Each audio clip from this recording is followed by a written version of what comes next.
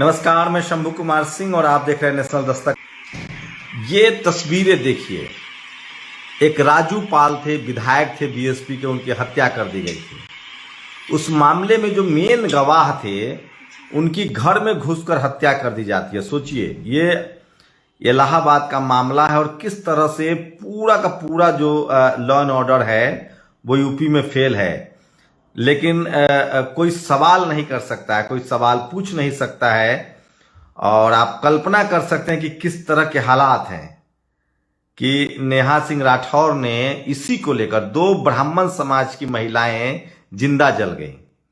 नेहा राठौर राजपूत समाज से आते, उन्होंने गाने के जरिए सवाल पूछा, तंज किया, तो उनको नोटिस पकड़ा दिया गया। वो अस्पताल में है। पहले एक वीडियो देख लीजिए। ये है बीजेपी का असली चाल चरित्र और चेहरा।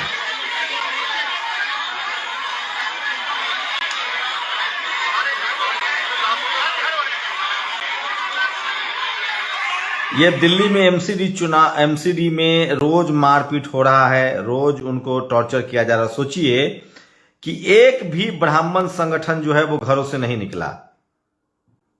और प्रयागराज में कानून व्यवस्था के बाद स्वास्थ्य सेवाओं का हाल भी देख लीजिए। गोली लगने के बाद अस्पताल पहुंचने पर डॉक्टर भी नाराज थे। गोलीकांड में 2 की मौत हो चुकी है, तीसरा वेंटिलेटर पर है, हालत खराब है। ये देखिए,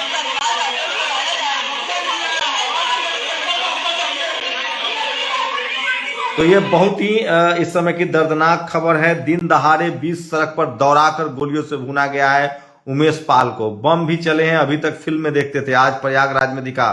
सीसीटीवी फुटेज देखिए, कोई खौफ नहीं है बदमाशों में। पुलिस का इंटेलिजेंस का फेल्योर है। ऐसा माहौल में निवेशक आएंगे, गैंगवार है। तो सोचिए, अभी भी ये वीडियो देखिए, ब्राह्मण समाज के जो लोग हैं वो बहुत नपे तुले शब्दों में बोल रहे हैं।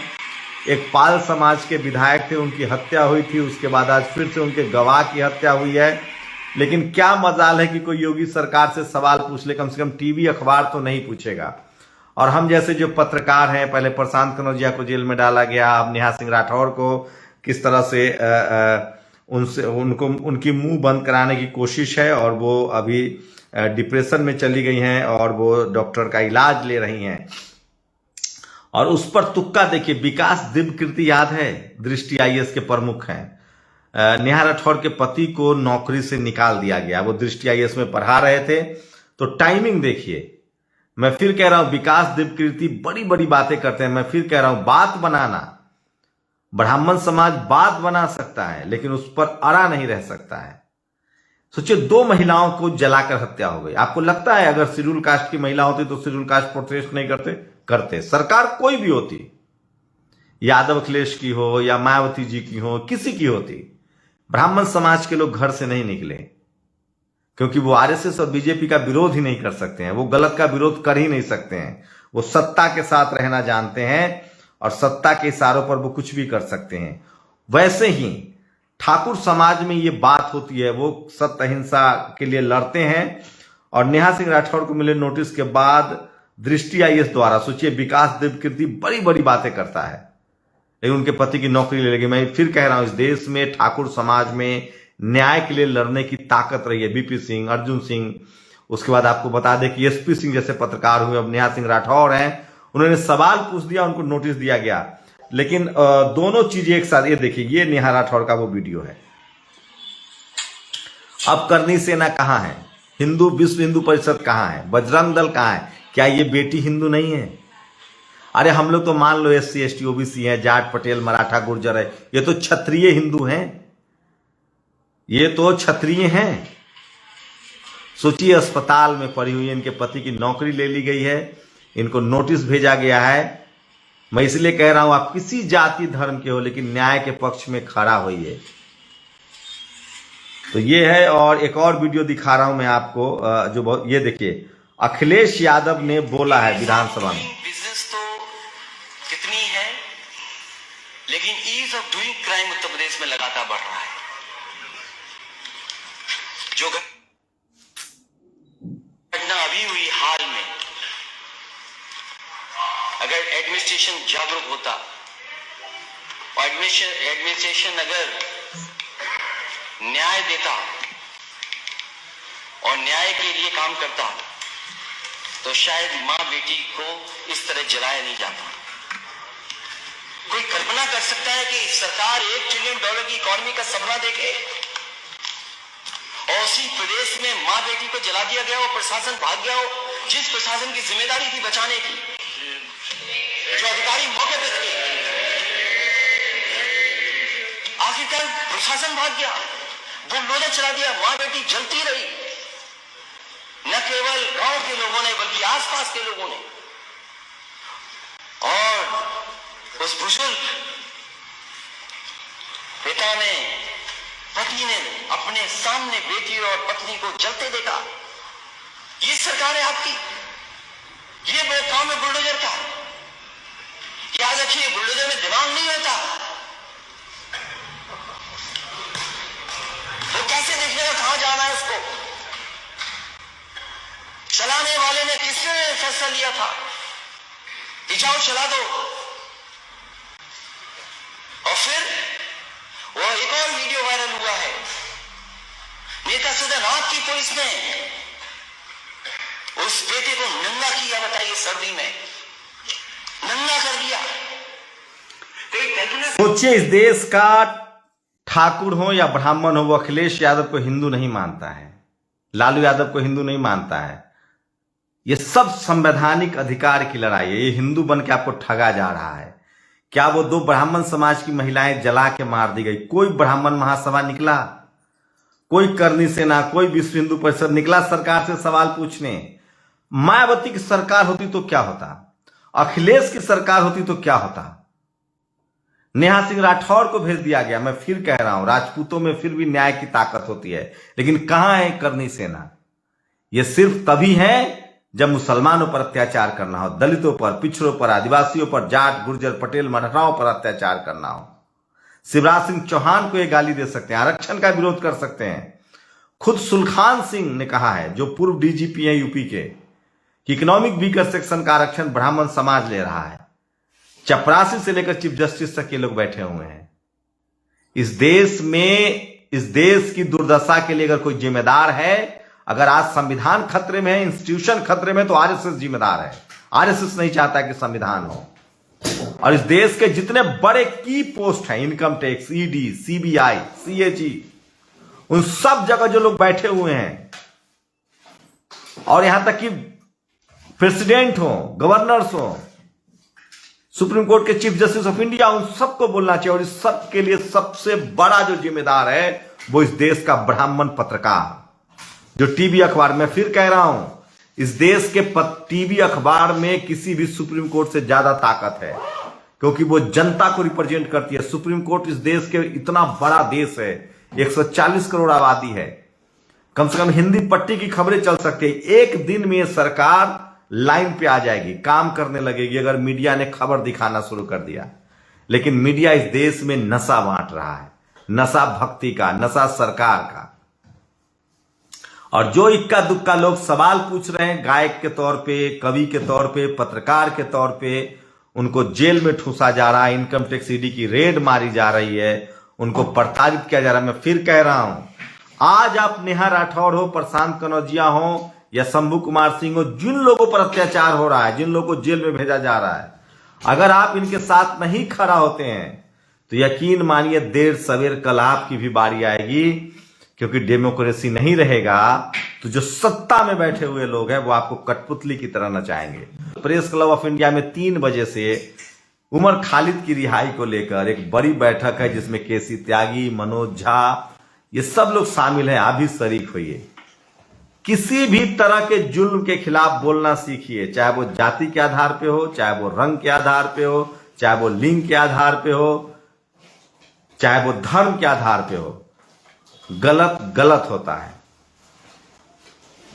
तो किस तरह से यूपी में लॉ एंड ऑर्डर है आप सोचिए, लेकिन कोई सवाल नहीं पूछेगा।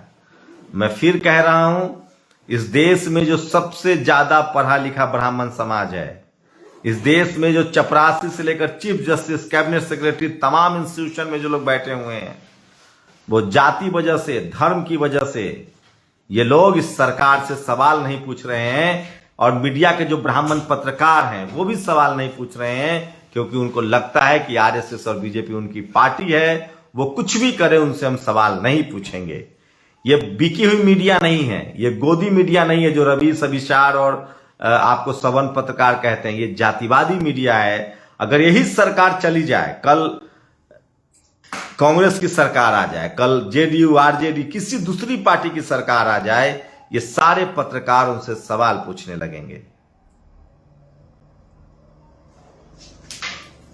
अपनी प्रतिक्रिया जरूर दीजिए। और सोचिए, नेहा सिंह राठौर गाना गाती हैं, समाज के हक अधिकार की बात करती हैं, लोक कवि हैं, वो अब डिप्रेशन की शिकार है। उनके पति की नौकरी चली गई है। और मुझे तो ताज्जुब होता है, ये दृष्टि आईएएस के जो डायरेक्टर हैं विकास दिव्यकीर्ति, बड़ी बड़ी बातें करते हैं ये, और सत्ता के सामने उन्हें घुटने टेक दिए हैं। एक चौपाई को लेकर, जो आज रामचरितमानस को लेकर सोचिए किस तरह से स्वामी प्रसाद मौर्य, प्रोफेसर चंद्रशेखर, बिहार के शिक्षा मंत्री राजेंद्र पाल गौतम लड़ रहे हैं, और ये विकास दिव्यकीर्ति एक चौपाई पर इनको थोड़ी सी धमकी मिली, ये घर बैठ गया।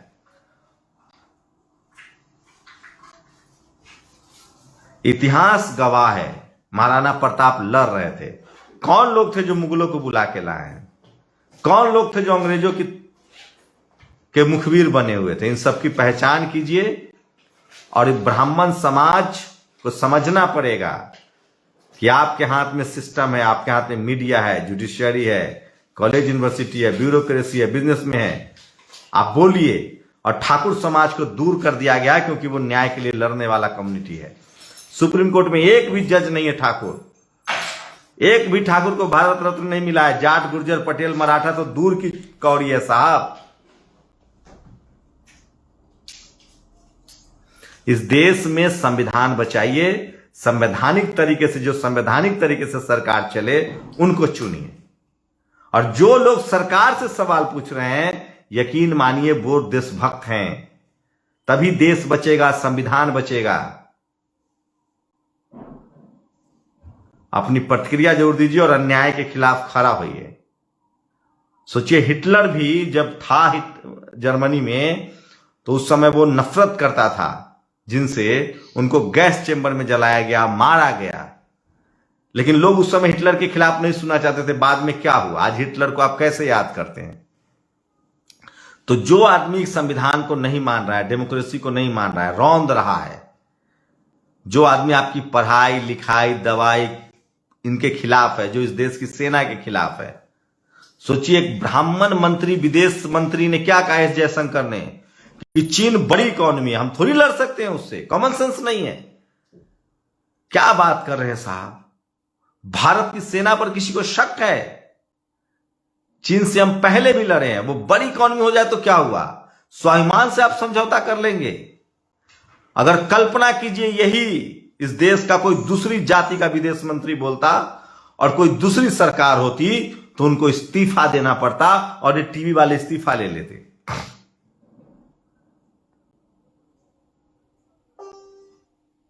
सोचिए, गायिका से आप डर रहे हैं, उसको डिप्रेशन में, उससे सवाल पूछ रहे हैं, और सरेआम प्रयागराज में फायरिंग हो रही है, गोली चल रही है, घर में घुसकर मारा जा रहा है।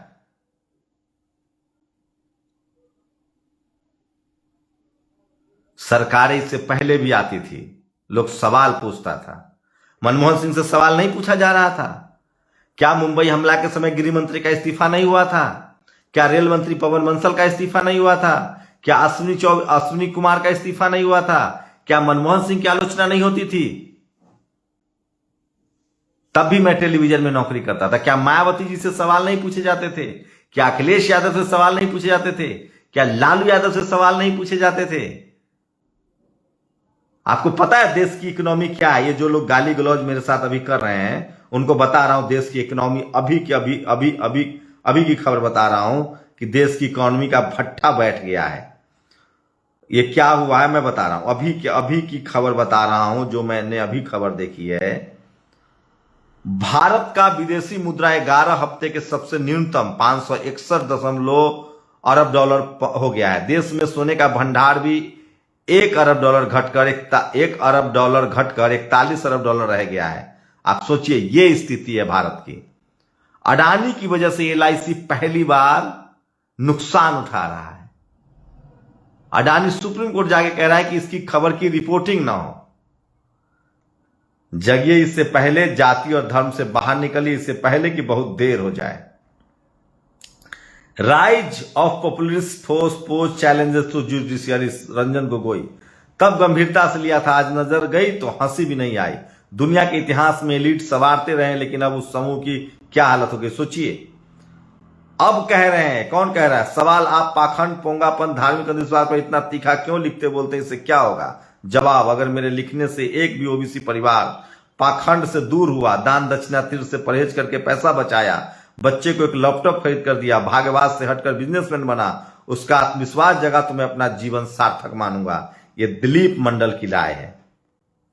तो सोचिए कि लगातार किस तरह से इस देश में कर्मकांड फैलाया जा रहा है, किस तरह से इस देश में लोगों को गुमराह किया जा रहा है, और ये बात रंजन गोगोई कह रहे हैं। सोचिए, तो वो तमाम खबरें जो सोशल मीडिया पर वायरल है, और अफसोस है कि यह सिर्फ कह सके, बाद में तटस्थ रह जाते, लेकिन रंजन गोगोई खुद कह रहे हैं कि rise of populist force poses a challenge to judiciary, CJI Gogoi.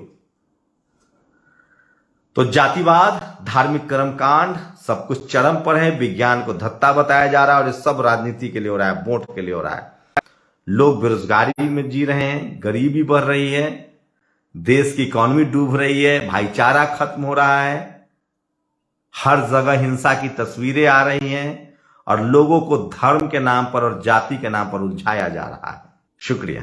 National Dastak की आपसे गुजारिश है कि अगर इसको बचाना चाहते हैं तो नेशनल दस्तक को सब्सक्राइब करने के लिए रेड कलर के सब्सक्राइब बटन को दबाएं, फिर बेल आइकन की घंटी दबाएं। नेशनल दस्तक को बचाने के लिए बहुत जरूरी है कि हर खबर को शेयर करें, लाइक करें, कमेंट जरूर करें।